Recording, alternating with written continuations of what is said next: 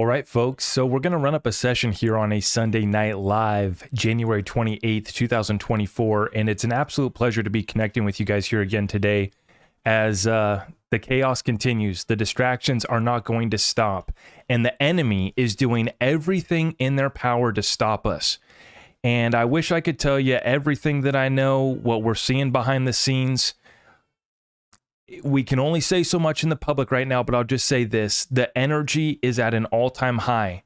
The haters, the attacks, trying to bring us back down with them is at an all-time high, and they're doing everything they can to attack me, to attack you, and I'm going to stand right here every single day and keep doing what I do despite the attacks, despite their plans to bring us down. We're only going to push harder. And we push right through that hate, right through that noise, and right through that BS, and we get to the truth. And that's why our platform is unstoppable. If you appreciate what we're doing here, please make sure that you've subscribed, hit that notification bell, and if you appreciate our content, please make sure that you like all of our videos and that you're dropping comments down below, letting me know how you feel. Now, tonight we titled the session, Exposing the XRP Psyop. We're going to give you the definition of a psyop. We're going to explain this, make it very simple and easy for everyone to understand. But when I say they're coming after me, they're coming after you, they are doing everything they can to take us down. And they hate the fact that we keep on showing up every single day with a smile on our face, full of the most positive energy and the strongest, clearest vision of what we are supposed to be doing on a daily basis to resist and fight back against their plans. So thank you for joining me. Let's get right on into tonight's live show. We got current events, financial markets, and how we get ourselves, our businesses, our community on the right side of the transfer of wealth that is already underway. I call it the greatest transfer of wealth in world history. We'll be able to debate that when it's all said and done. But what I do want to know is that we maximize this opportunity at hand. That's what we're talking about here. Let's get right on into it, folks. So the market moving back up. Bitcoin back above 42,000. I just dropped my full trading update for my Patreon Discord community members with my updated trade, and I gave my outlook on this Bitcoin XRP crypto market. I also shared the most recent coin that we've picked up and that we are in an active trade with right now. But what's important here to understand, I'm just going to keep this simple for the live chat here tonight. It is my opinion, my analysis that we're about to get a little bit of a run up here leading up to this FOMC meeting that's going to be January 30th, January 31st. And this is the Fed's next interest rate decision. And they're going to be meeting, the boys and girls at the Federal Reserve are going to be meeting and seeing what they can decide for us peasants down here that are just trying to survive. And so this is what we've seen in the past, the last couple years, where we've seen a run up into the FOMC meetings and then we get a sell off, kind of a buy the rumor, sell the news event. And the expectations is for another pause. So we've gotten 3 pauses from the Federal Reserve the last 3 meetings. Now the markets are expecting another pause, and the markets are now predicting a less likelihood that we actually get an interest rate cut coming in March, because they're finally starting to wake up of what we've been saying. The Fed has to keep rates higher for longer to be able to fight inflation. Everybody wants forgiveness. Everybody wants Daddy Pal to ease up. And that's because that's their own emotional feeling. It's like me hoping and praying that XRP goes up because I want it to go up. I feel like it should go up. But there's a difference between what we want, what we feel, and what actually has to be done in the reality on the street, in the main street economy. And that's the difference between where the markets are at right now, flying at S&P 500 all-time highs, NASDAQ, and the Dow as well. Meanwhile, on Main Street, by all indicators and all data points, it's not all sunshine and rainbows. And that's why we have to stay tapped in. So I just give you that brief summary kind of where I see the market going right now. Maybe a little bit of a run up here. Targets, we could talk about 43 to 45,000 maybe before we continue this correction. I think we punch right back below 40,000. I'll show you on the charts here where I think we could end up. So we're looking at this Bitcoin pushing up towards 43,000 to start the new week. Okay. And like I said, I would not be surprised if you zoom out on the bigger time frames. I wouldn't be surprised to see us backtest going on up to 43 to 45,000 before we roll back over. And I believe that we pierce right through 40,000, and I got a target down here at 38. That's the first stop on our way to what I believe will be a correction that goes even a little bit deeper than that. But I just want our community to be prepared for that pullback so that you can snipe the deals, set those limit orders on whatever assets, whatever investments you're trying to make in the digital asset space. So be prepared. That's what I'm watching out for. Bitcoin for XRP, it's a range of about 45 to 40 cents that I would watch out for. And I'm just being open and transparent. I'm not here to be a trading guru. I don't put indicators on my chart. I read market sentiment, the psychology of the retail investor. I pick up my data points on Twitter, and then I compare that with my fundamental analysis. I look at TA on a basic level, and for me, a back test of the 45 to 40 cent region for XRP could be the next range basically that we test down to. In the meantime, you will see a stop maybe along the way at a 50 cent and a 47 cents. So watch out for the pullback, okay? A little bit of a rally up maybe into the FOMC, which is 30 and the 31st. That's coming up here in just a couple days.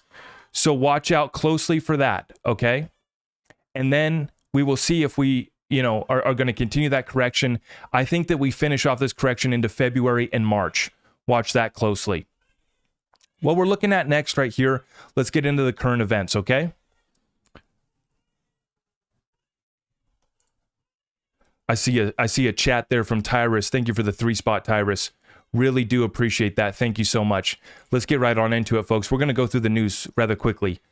United States Central Command has released a statement declaring that 3 U.S. service members have been killed and that 25 others were injured in an attack on a base near the Syrian border. Now, the numbers have grown. I think that it's over 30 now that have been injured, and 3 U.S. service members who have lost their life now in this conflict on the border with Syria. Very unfortunate. They are stationed in Jordan right now. Once again, we have assets positioned all around the world. The Middle East is a powder keg, and it's already started to really go off. And there's already reports of escalated activity on the NATO side, on the U.S. side. So let's continue to see as this situation develops. But once again, none of this is bullish as far as an indicator on where the markets could go next. And obviously, we continue to pray for peace as well. But when we're dealing with the military-industrial complex in the United States, we have politicians that are bought and paid for. So now we have multiple U.S. lawmakers want to directly hit Iran after deadly attack on U.S. troops in the Middle East. And we got Senator Cornyn saying target Tehran. That's Iran. And we got Lindsey Graham, the war hawk, saying hit Iran now, hit them hard.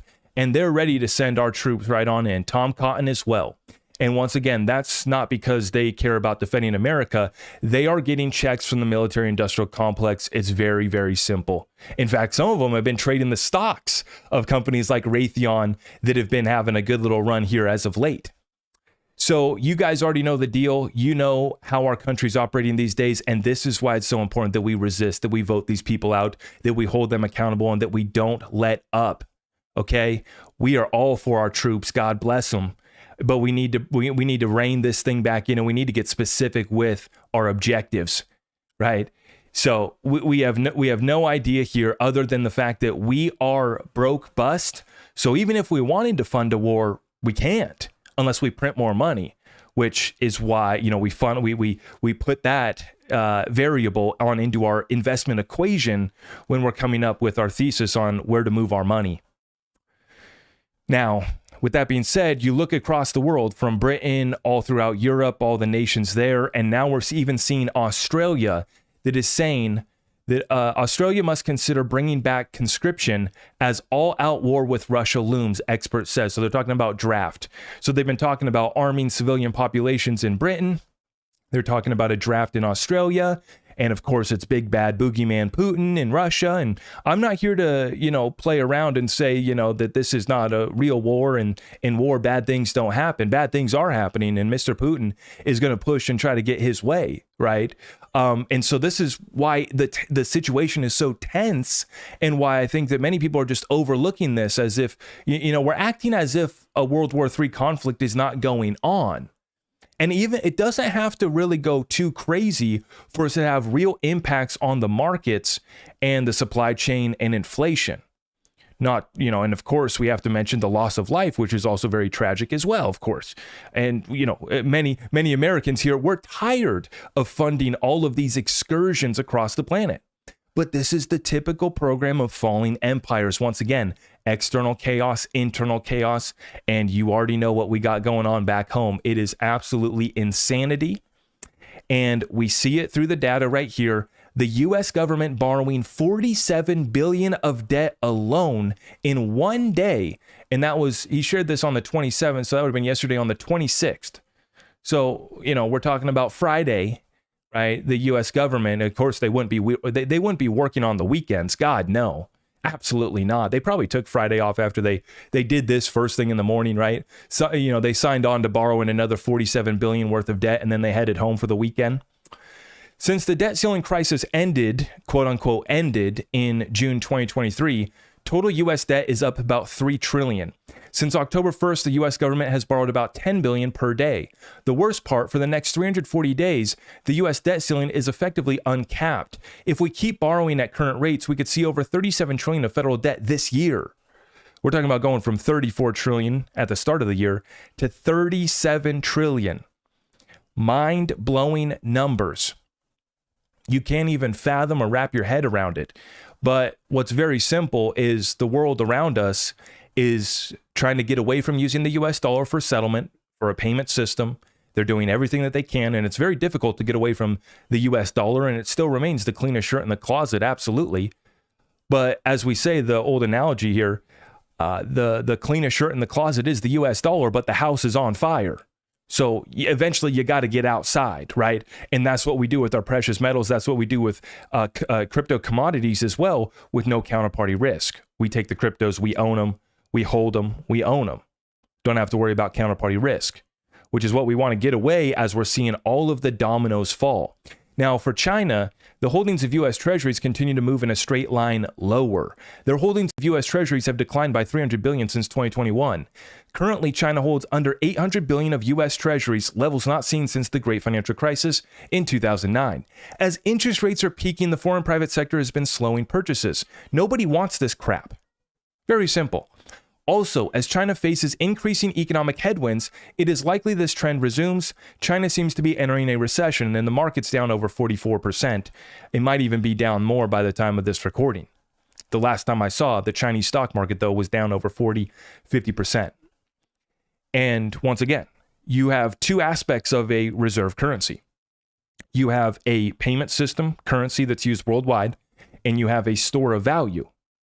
Okay, so what's happening right now is by dropping treasuries, they're dropping that store of value. We no longer want to buy bonds, which is U.S. debt. It's U.S. denominated debt. Nobody wants that crap. China's dumping it at the fastest pace, and now they're down to levels that we haven't seen since the Great Financial Crisis. So that tells you how they think about our economy. And once again, they're having to do this because the dominoes have already fallen over back in China. They're already falling apart, which is why they have to offload and sell these assets. It's being reported now that Evergrande, basically the major shareholders now, they're pushing for liquidation now. And so Evergrande is set to have a full liquidation sale at the end of this month. That's right. The Evergrande, the big nothing burger. Oh, that was those crazy conspiracy theorists. That company's fine. No big deal. Yeah, that one. Yeah, it's still an ongoing bankruptcy filing process. It's just in TikTok short attention span land, we can't keep up with that. And we forget about things after it's brought up one day, we forget about it the next. No, it's still going on. So Evergrande now is about to be liquidated here at the end of the month, unless they figure something out. And as I said, the Chinese stock market is in free fall. They had to ban short selling, which is just going to make the market bleed out even more. Chinese stocks have fallen to a PE ratio, price to earnings, of just 8. Their lowest valuation in a decade. They are getting hammered. But what's interesting, and something worth noting, we covered this a couple shows ago, we just saw the largest inflow of investment in foreign equities. So there are people that are buying the dip on countries like China, that are buying the dip on countries like Brazil, India, the BRICS nations, and others. The BRICS are the main powerhouse, but folks are starting to buy the dip. And I'm not just saying that. It's not just a little deal here and there. No, it's the largest inflow that we've ever seen. So somebody sees some value there, right? Now let's continue. We bring it back to the United States. Our situation is not much better. It's a little bit better for sure. The privilege of having the largest military in the world helps us maintain this reserve currency status, which gives us the privilege that we have here in America. But what we're seeing back home is stock market is reaching all-time highs. My apologies. And the market's trying to tell us everything's fine, everything's fantastic. The talking heads are telling us everything fine, right? But there's a strong disconnect between Wall Street and Main Street. You guys probably know that. And what we're seeing on Main Street, I almost don't like covering it because I'm not trying to kick someone while they're down. So please understand that when I share the data back home that I'm about to share with you right here, this hurts me. As someone who runs a small business, who got started by going around my town and figuring out a way to make some money. This pains me, but I get this. And I'll tell you right now that I'm working just as much as the rest of these Americans as we're seeing the headlines numbers showing that the labor market is incredibly strong. But when we look at the data, the US has a record 8.6 million people that are holding 2 or more jobs. Is that a sign of a strong economy? Well, according to the talking head pundits, it is on CNBC because our unemployment rate's down. Our jobless claims are down, even though they've been ticking up. And they keep on having to revise them higher. And yeah, folks are trying to make the excuse that this is seasonal during this winter. What's happening right now, Americans added about 50 billion worth of credit card debt, and they ran up almost 20 billion in buy now, pay later, which buy now, pay later isn't even tracked in the credit agencies yet. So we don't even know the full implications of just how broke the American people are. And like I said, I'm not trying to beat up on my fellow citizens because I'm in the struggle too. I get it. It is tight as hell out here. Every time I pay for something, everything, I can't believe it. It doesn't matter what it is. Everything, right? And you guys know what I'm talking about. Whether you go to a coffee stand, whether you try to support a local restaurant, whether you pay for some services for a local business, I mean, anything these days. And they're trying to tout this as the strongest economy we've ever had. Everything's fine and the market's up. And they want to act like it's just good old days here at the Wall Street.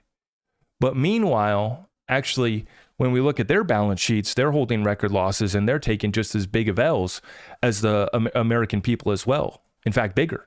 Because the banks have 684 billion of unrealized losses on top of the 2 trillion of mortgages for commercial real estate debt that is basically delinquent or in default. So the unrealized losses at the banks is in the trillions of dollars. So I guess we can understand that when we're thinking of how hard life is these days. At least we don't have trillions of dollars of unrealized losses on our balance sheet, right? Many of us are still holding, positions that are in the green, actually. So we have that going for us, right? And I want to just say this point before I move on. This is why, for me, this hasn't been a game. This is not hype. This is not pump. Folks want to call me doom and gloom. Folks want to tell me to calm down. I can't calm down. My people are struggling. And I see the financial tsunami. We've already been hit by the early waves. Bigger ones are coming. I can't chill. It's like these people want me to just pull out the lawn chair and sit on the beach and sip a cold one. I'm sorry, but I am going to sip an adult beverage, but I am going to shout from the studio office here out as far and as wide as I can. If you guys haven't already, please share the stream and help me get the message out because I just want folks to be tapped in. I'm just one man sharing my perspective, being the most transparent as far as how I'm investing and trading and running my business and operating my life these days. But what you're seeing is delusion at the CNBC talking head pundit level And then you're seeing anger, frustration, and a lot of folks who can't get to the point of taking accountability, taking responsibility, stepping in and getting back to work.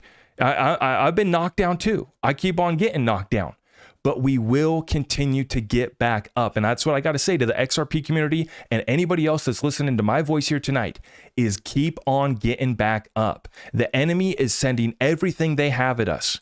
Okay. Let's continue on here. Now we're looking at the crypto update here, and this one's going to be so important. Exposing the XRP psyop. This is another data point. This is another part of it. We're going to get into it in here in a second. I got a few things to show you, but this is part of it. As I've been saying, everybody wants a piece of the action.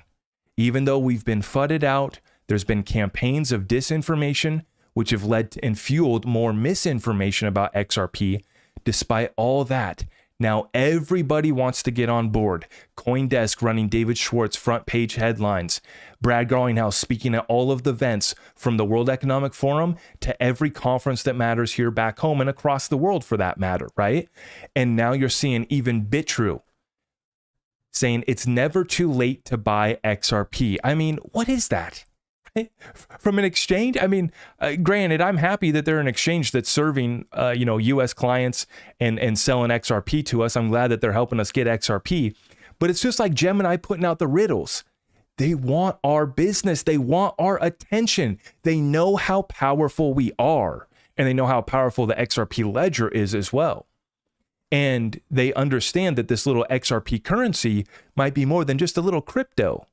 It might actually be a world reserve digital currency. Uh-oh, more on that later.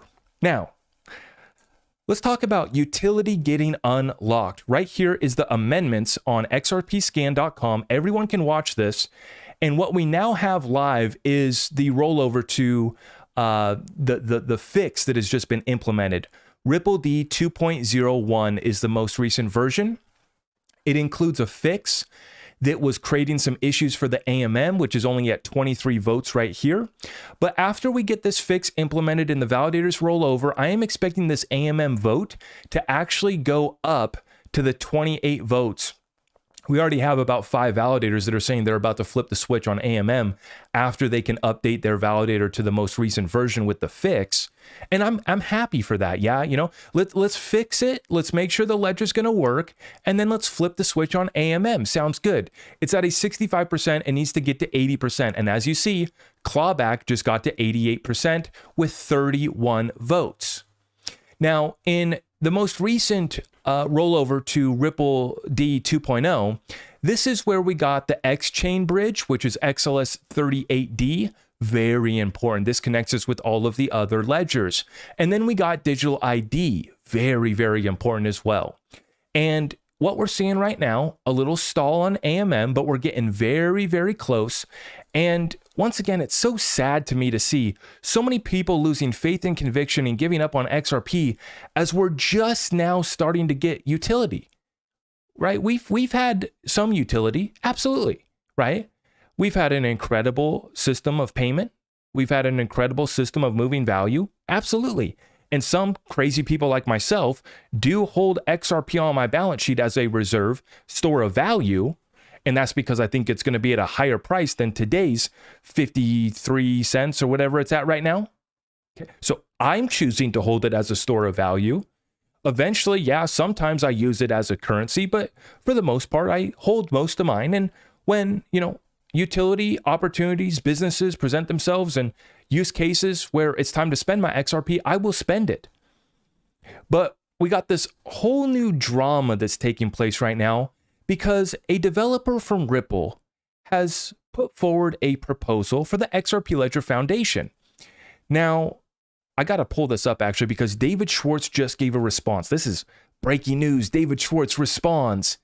And so I got to pull that up too. But before I get to David Schwartz's tweet, I want to share a couple tweets here that give you a little bit of insight on what we're dealing with. And before I get there, I want to give a huge shout out to our good friend Stuart for a massive 50 chat. Big session coming tonight. Huge shout out to Peaky as well. Huge shout out to Peaky as well.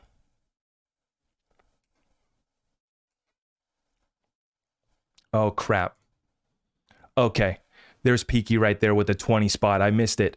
My chat, I don't know why my chat's kind of glitching out. Drop a comment down below and let me know that the chat's still working. XR Peaky Blinder with a massive 20 spot. Big time.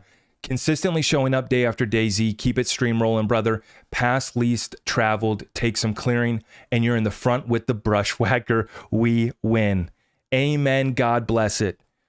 Just like my mentor Dan Pena says, run towards the gunfire and... I can't say the rest here, but metaphorically speaking, take everything out in your way, right?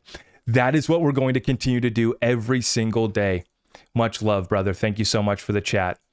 I hope I didn't miss any others. Oh, Chris with the 3 spot. Chris, I see you. Thank you so much.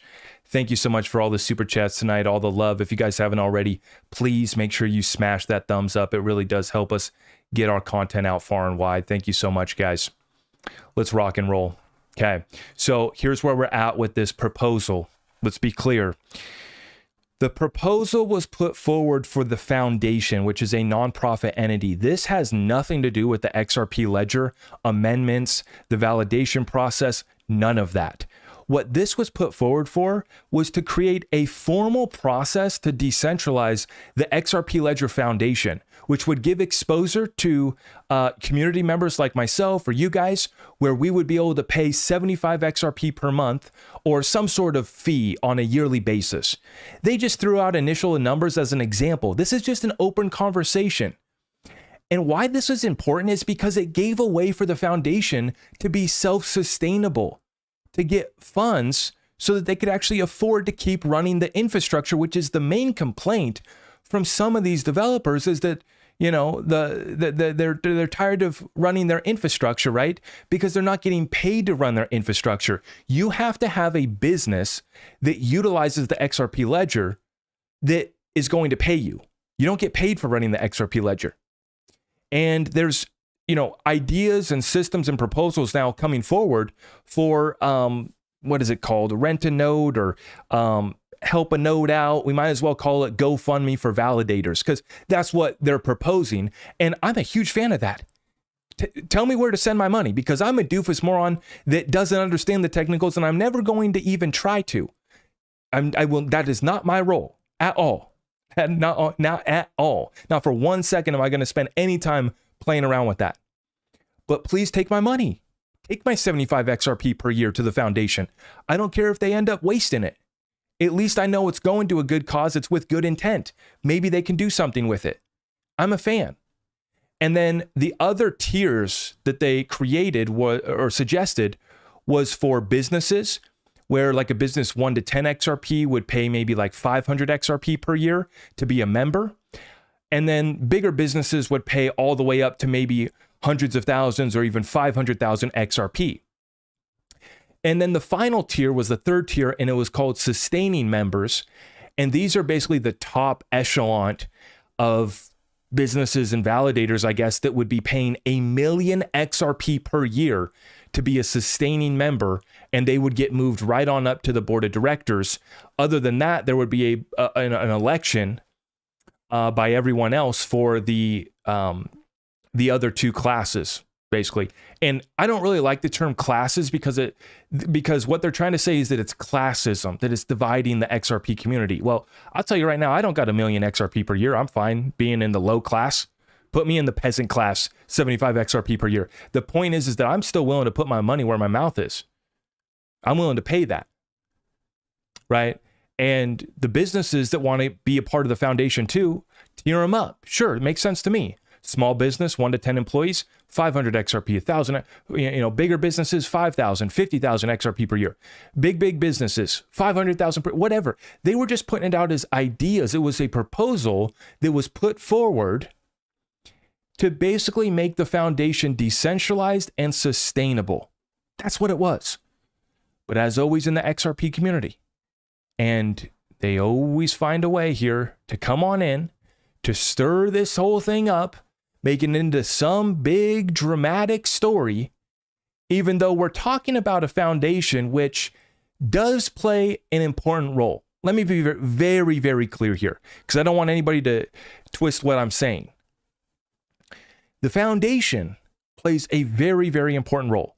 with helping onboarding new developers, with education, with conferences, getting the message out. They are advocates for the XRP Ledger, and they've been doing so out of the goodness of their heart, right? And that's very important. But when we get down to it, there's a few things that the XRP Ledger Foundation does that are actually super important. One is they create a DUNL list, a default unified node list. This is the list of 35 validators that determine the votes and how the validation process is going to go forward.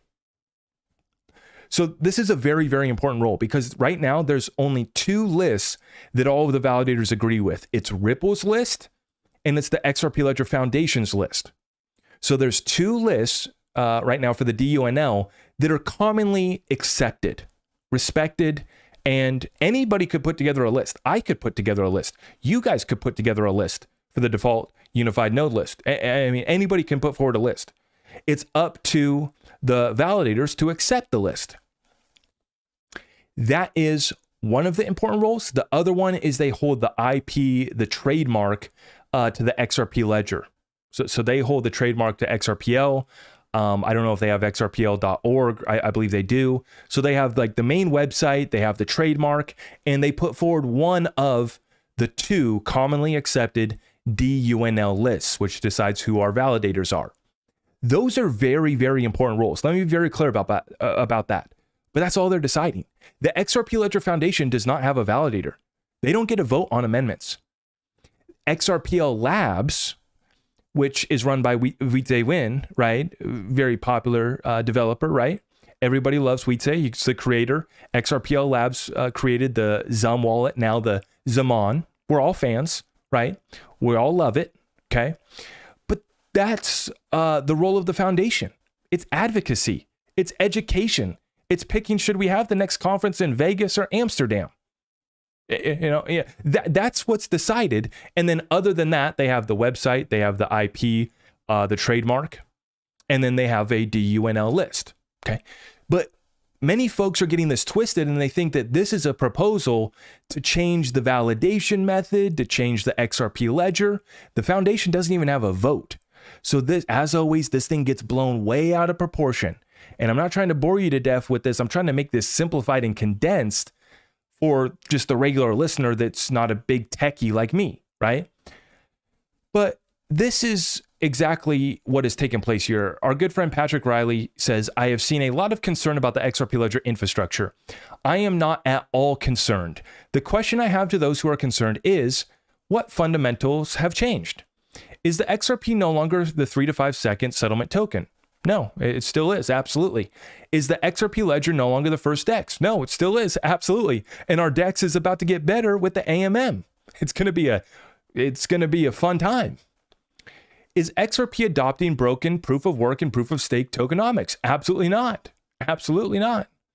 Is XRP no longer being adopted by nations? No, it absolutely is. 100% still is. XRP is the sexiest crypto out there. No one should be upset when it has a bad date. It still has everything going for it. And I would say it didn't even have a bad day, right? Maybe the community had a little confusion to work out. And this is my point, is that the XRP Ledger community has been on Twitter Spaces nonstop.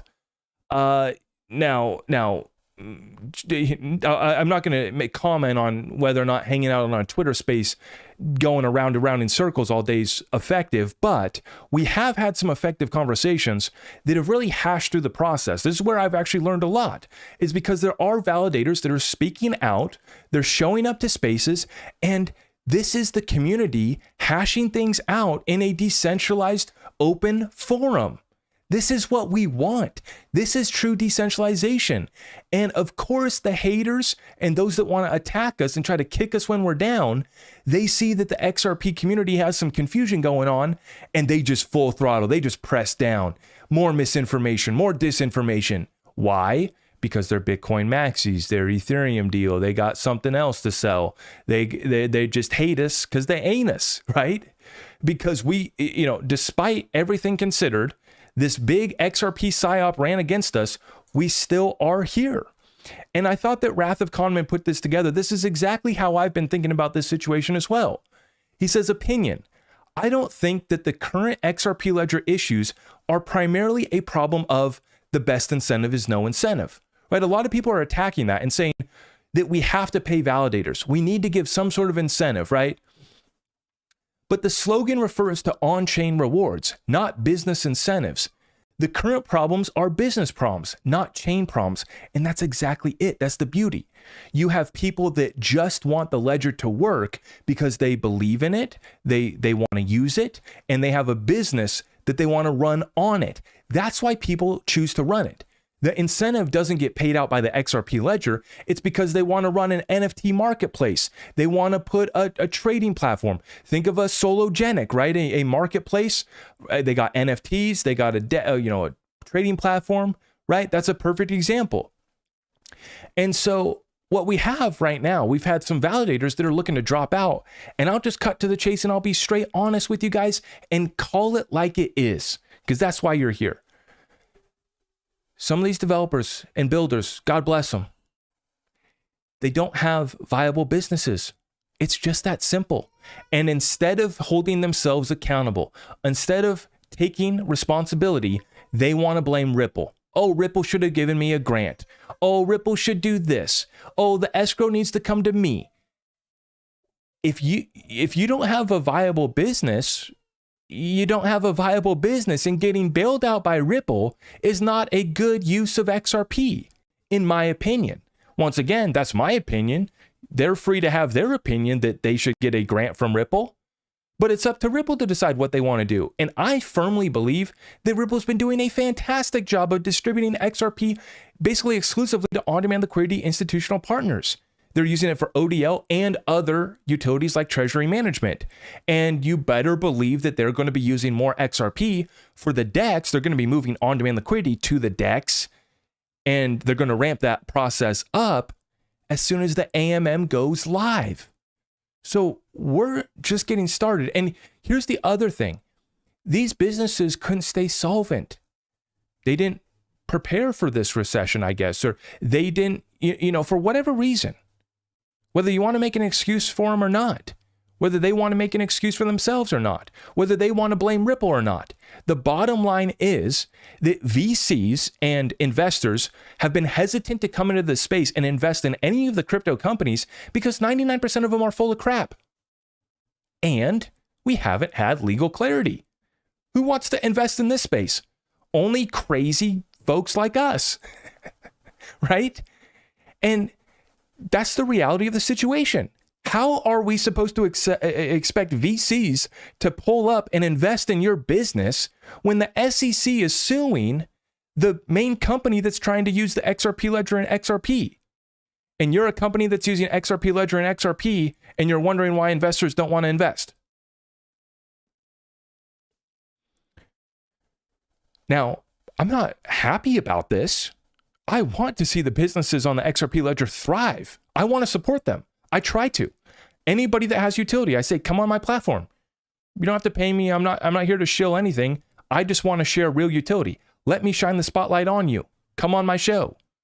You want to vent about the XRP Ledger, or you want to discuss challenges of the XRP Ledger and where it should go? We're all here for it. We all want to support the validators and the businesses that are being put on the XRP Ledger. But I'm not a fan of supporting bad businesses. I'm not a fan of bailing out. I don't believe that everybody should be raising money. If you can't generate cash flow from day one, we might have to question a bit. Now in startup land and in everybody gets a participation trophy, lowest interest rates in 5,000 years, where money was getting handed out to everybody got to participate. Don't you get it? Everybody got a participation trophy. Now, whether you absolutely crap that money down the toilet or not was whether or not you ran a good business. So it's very simple. Couple validators upset that their business is struggling and they want to go out with a bang. They want to say, throw a big tizzy, throw a big fit. Okay. We want to hear you out. We want to support your business if it provides a real product or service that we need. It's up to the marketplace to determine whether or not your business and product and service is viable or valuable. Now, let's talk about this XRP psyop. Oh boy. We've been on one tonight, haven't we? I told you guys it's heavy out there these days. We're not going anywhere. Oh, it just kills them. It really does. Let's take a moment of silence. Take a sip of our adult beverage before we go in again.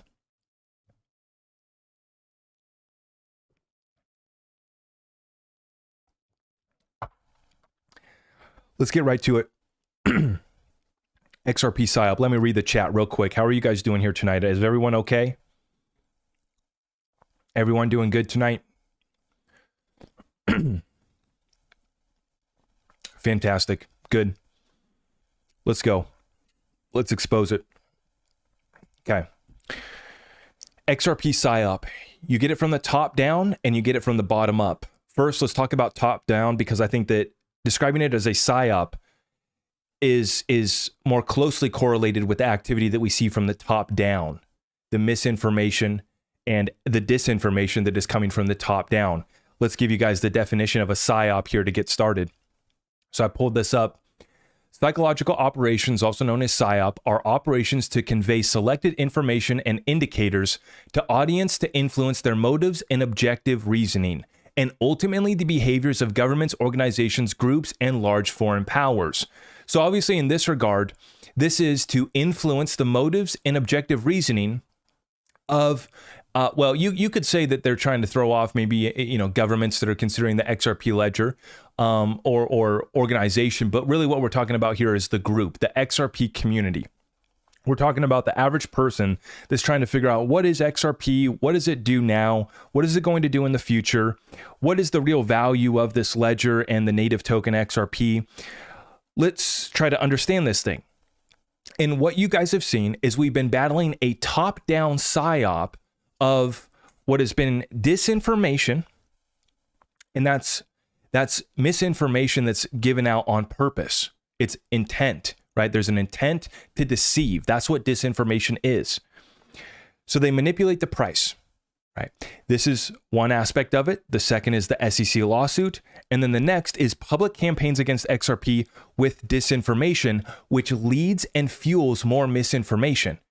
For example, you have Bitcoin maxis saying crap that is not true, and then that story is perpetuated. I can't tell you how many Bitcoin maxis I have talked to in the last few years. Even just recently up here in Vancouver Resource Investment Conference, I'm not going to name names, but all they have to say about XRP is that it's a banker's coin that's going to help CBDCs, and they're all about freedom. They're all about freedom. And if you think that you're going to achieve freedom from Bitcoin, then let me know what you're smoking and pass some of that over here so I can hallucinate too. Because the only way you're getting free from Bitcoin is if you bought in early and you've already sold off a big bag that you can now use to be free with. To say that buying Bitcoin now is going to give you freedom is a delusion, right? But once again, what do they spread? It's all disinformation. And then what happens is it trickles down to a lower level of misinformation that just continues to get perpetuated by folks that don't know any better. But at the top, it is intent. It is designed to mislead us. And we're talking about the largest incumbents in the world, JP Morgan, going to the offices of Ripple, trying to do a deal. And then on the back end, we have Jamie Dimon still in the last couple weeks saying that Bitcoin's only used for criminal activity, doesn't see the use in crypto. None of this is important. Meanwhile, he sets himself up to be an authorized participant on the spot Bitcoin ETFs, and they sent 15 of their executives to the offices of Ripple. They're definitely interested. And they've already launched their Onyx blockchain solution as well, which nobody wants to use that, or they've gotten a little bit of traction, but nobody wants to use JPM coin, right? People are already using JP Morgan systems, but that doesn't mean that anybody wants to hold JPM coin, right? But what the point is, guys, is from the top down, it's a psyop to mislead the average investor, to mislead someone who's looking to invest in the digital asset space, and they are fed lies, some by design on purpose, and others misinformation that just continues to get spread and perpetuated throughout the communities, right? Now, from the bottom up, what we're dealing with is a group of people that want to control the narrative. We're talking about other content creators. We're talking about XRP community members, some that are personally coming after me and coming after what we say, because we call XRP a world reserve digital currency. And I've explained this and made this as simple as possible. We don't have to have some confusing conversation that's lost in the nuance. I'm not saying that XRP is a more adopted world reserve currency than the US dollar. That's not what I'm saying at all, right? I already said earlier in the stream, the US dollar is still the cleanest shirt in the closet, but people are seeking alternatives. If you want to call Bitcoin a world reserve currency, sure, go ahead, right? It is being held as a store of value, which is the first part of a reserve. And then the other part is being used as a payment system.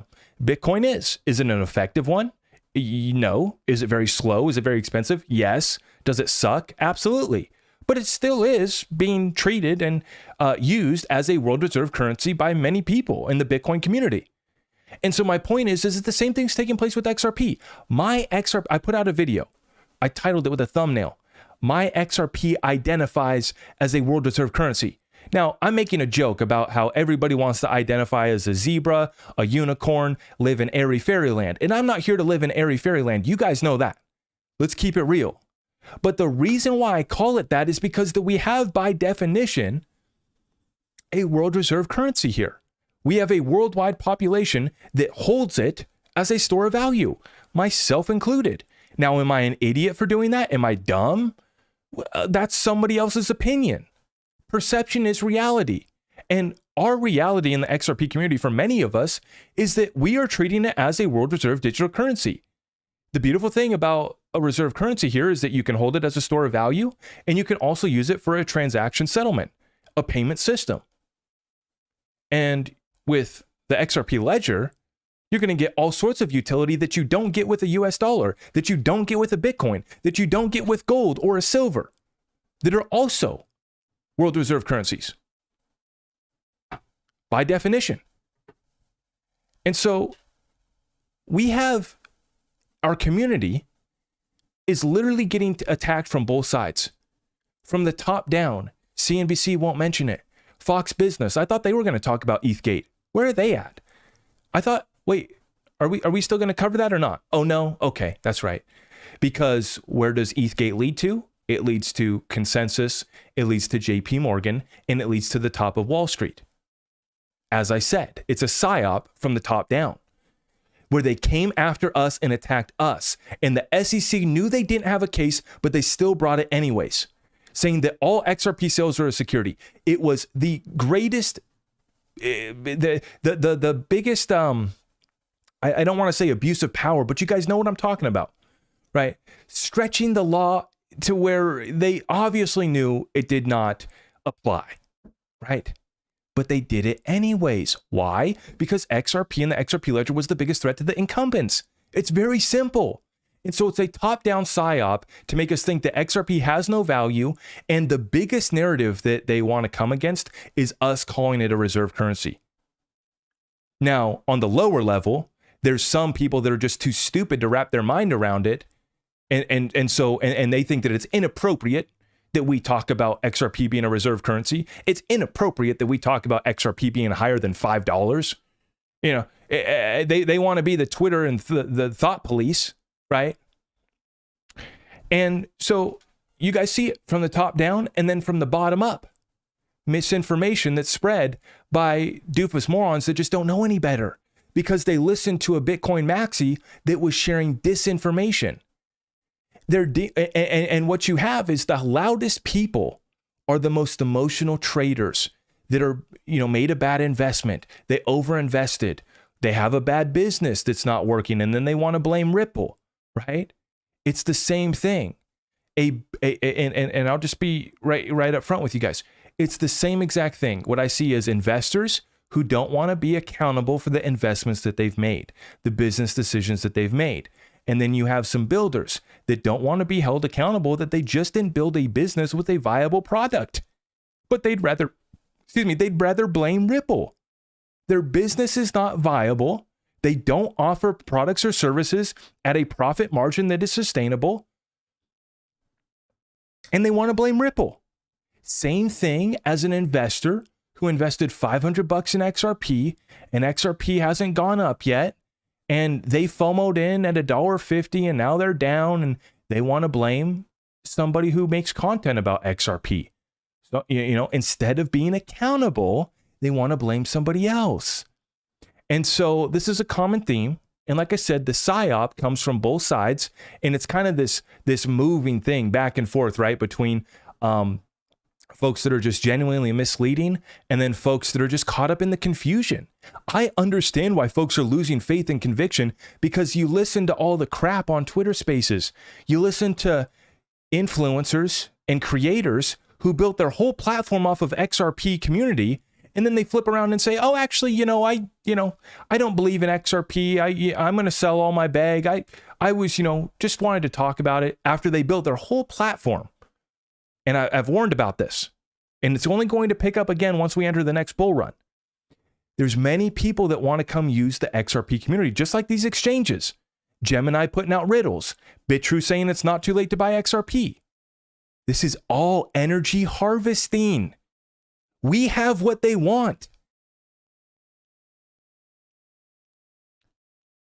And we're not going to stop. We're not going to let up. We've cut through all of their narratives. Every single month they come up with a new drama, a new story, a new this and that.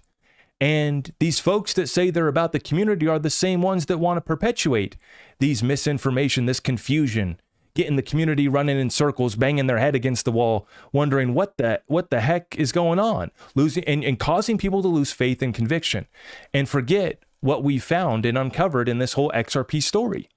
Now, only time will tell who was right and who was wrong. I've made my bet, and you, as adults making your own investments, it's up to you to make your own bet. What I see is many people in the community who are now standing up, speaking out, and I would encourage more to do so, who are still in the fight, who are still fighting for a level playing field, who are still trying to figure out how they can bring value to the XRP ledger, whether that's running a validator, whether that's building a business on the XRP ledger. And there's still people out here who haven't lost faith, haven't lost conviction. And what's been happening is that we get drowned out by the loudest people in the room. And they're the ones that always have the most to say, are the ones who aren't willing to be responsible, aren't willing to hold themselves accountable, have made bad life decisions, and then they made bad investment decisions. Their girlfriend dumped them and they want to blame somebody else. I mean, this is what we're dealing with. And they're the loudest people in the room. And this is why I've said the mantra for 2024 is set your intentions, control your energy, and bring order to the chaos. And when it is time to confront the enemy, we are going to run towards the gunfire and completely take them out. And we do that with truth and facts and evidence in a respectable way. We're not emotionally triggered like these guys out here.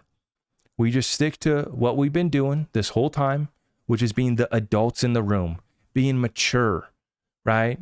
Not blaming somebody else. And I would argue, like I said, when you cut through many of the lies that are perpetuated, most of the disinformation is just not true. I just dropped the video. Ripple is not dumping on us. How many people do you know in the XRP community that believe in XRP but think that Ripple's dumping on retail investors? They're not. We're not getting access to their XRP. So please explain to me how they could be dumping on us if we can't get access to their XRP. Retail investors are not having to come up with money to buy the XRP that Ripple's putting into circulation. It's only going to institutional partners. So please explain that one to me. They can't. But it's easy to blame somebody else. It's more convenient to not take action in their own life. It's more easy, it's more convenient to sit in a Twitter space and complain, right?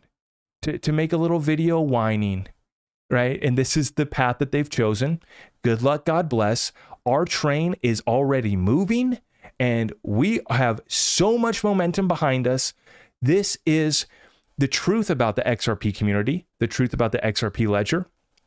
It's incredibly robust. The strength is there. We can't get taken off of our spot out of the top 10 after everything's been considered. And please remember that we've maintained this spot without utility. We don't have smart contracts. We don't have an AMM. We don't have DeFi. We don't have cross-chain bridge. We don't have DID, clawbacks. I could go on and on and on. We finally got NFTs. And so we're finally getting the utility. We're finally getting the tools. We're not just at the job site with the hammer. Now we got a screw gun. Now we got something else, right? We got a few different tools here for the developers to go build. And oh, by the way, now we have legal clarity. So investors who want to get exposure, who want to invest in an XRP Ledger business, can feel comfortable doing so. We have people across the US who now feel comfortable running validators. We didn't even know if it was safe for us to run validators. And that's the position that I've been in. I want to invest in the ecosystem. I want to use my XRP. I'd love to, support the developers. I'd love to help fund infrastructure, right? But we've had a cloud over us because our own government attacked us. We've been battling through a psychological operation and, dang near hand-to-hand combat in the courts. You know what I'm saying? It would have been a lot easier if we could have fought these guys hand-to-hand. But thank God that we've had judges like Judge Torres and now some others in these most recent court cases that have pushed back on the SEC and called them out for their BS. And that's what we're here for. Now, I did see that Stewart came through with another 50 spot. Watch the Super Bowl ads to control the masses. Bitcoin ETF. Bitcoin now good. Oh, yes. It's just so perfect. It's so perfect, folks. We are literally going to be having all of the largest Wall Street firms advertising this space for us. Now, should we buy into their narratives? Did we buy into their hype? Did we buy into their Bitcoin up here to 49,000? No, we didn't. We said it's a buy the rumor, sell the news. We said, watch out. We cut through their BS. We cut through their commercials and we call out where the market's going. And didn't that call just come in perfectly? The amount of crap that we took for that one. Can't you just enjoy the pump, bro? No, I can't. You might want to get ready to get sacrificed. Sure enough, right on cue.